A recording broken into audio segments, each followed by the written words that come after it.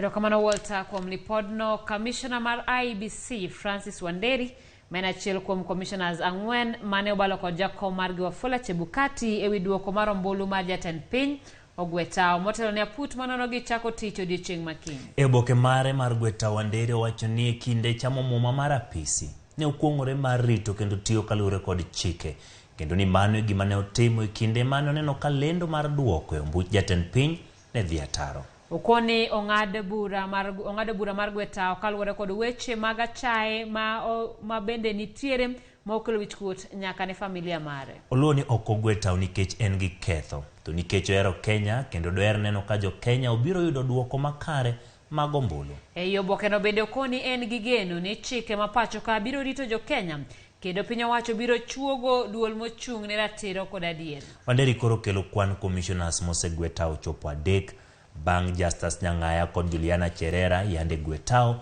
ka Irene Masit oseyango mar dhi chopo nyima put manyocha ochuogi mondo non commissioners ang'wen go.